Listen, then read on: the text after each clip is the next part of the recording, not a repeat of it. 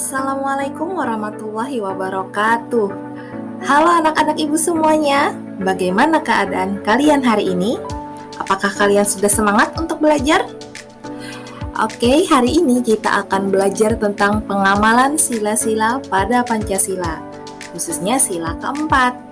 Sila keempat ini lambangnya adalah kepala banteng. Coba kalian ingat bagaimana bunyi sila keempat? Nah, sila keempat itu bunyinya kerakyatan yang dipimpin oleh hikmat kebijaksanaan dalam permusyawaratan perwakilan. Nah, di sini sila keempat itu mengajak kita mengambil keputusan dengan cara bermusyawarah. Nah, musyawarah itu artinya adalah melakukan pembahasan secara bersama-sama untuk menyelesaikan masalah. Nah, dalam bermusyawarah, kita harus menghormati dan menjalankan keputusan musyawarah dengan penuh tanggung jawab. Nah, dalam bermusyawarah itu ada hal-hal yang harus dihindari, yaitu memaksakan kehendak pada orang lain, tidak mendengarkan pendapat orang lain, dan tidak boleh memotong perkataan orang lain yang sedang memberikan pendapat. Jadi misalnya, saat kalian sedang berdiskusi atau sedang saling mengemukakan pendapat kalian dengan teman-teman kalian, atau kalian berbeda pendapat, itu kalian tidak boleh memaksakan kehendak kalian dulu. Itu harus dimusyawarahkan dulu bagaimana pendapat yang terbaiknya. Dan apabila ada pendapat orang lain yang berbeda dengan kita harus mendengarkan dulu, jangan kita memaksakan kehendak kita. Apalagi jika ada orang yang berbeda pendapat dengan kita langsung potong seolah-olah kita tidak menerima pendapat orang itu tidak boleh ya.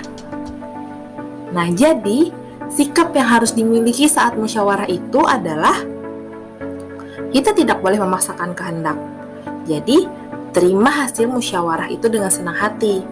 Dengarkan pendapat teman, tidak memotong kata-kata teman saat berdiskusi, gunakan kata yang santun saat memberi pendapat, dan yang paling penting harus dilakukan dengan tertib.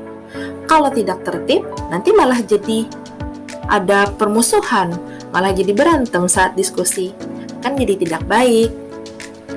Nah, musyawarah itu bisa juga disebut dengan voting atau pengambilan keputusan dengan suara terbanyak.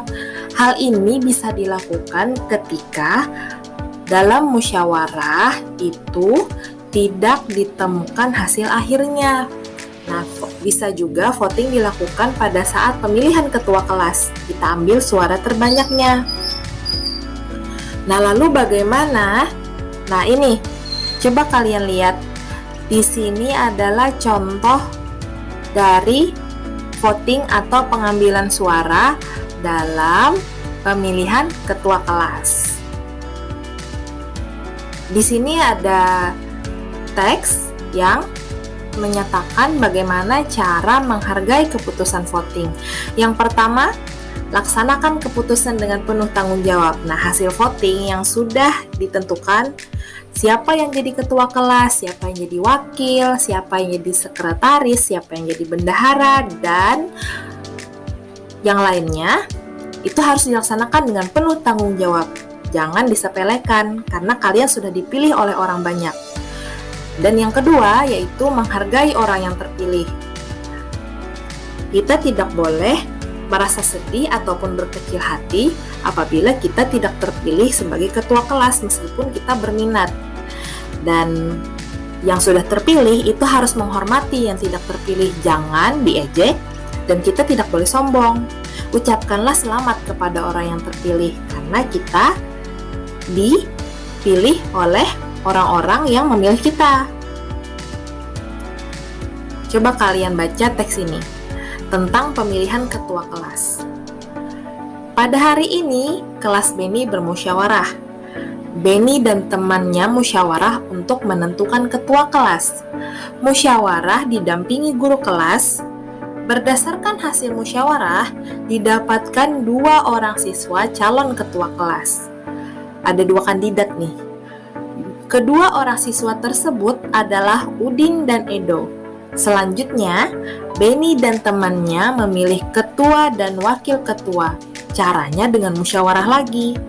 Akhirnya, yang terpilih adalah Udin. Udin sebagai ketua kelas dan Edo menerima dengan logowo. Logowo di sini artinya dengan lapang dada ya, anak-anak. Jadi, di sini karena ada dua orang siswa yang menjadi kandidat dan kedua-duanya adalah yang terbaik, maka dipilihlah dengan cara voting atau pemungutan suara terbanyak yang mana yang lebih banyak memilih Edo atau Udin, dan ternyata Udin yang terpilih sebagai ketua kelas. Nah, di sini ada soal. Nah, sekarang tugas kalian adalah kerjakan soal ini di buku latihan kalian ya.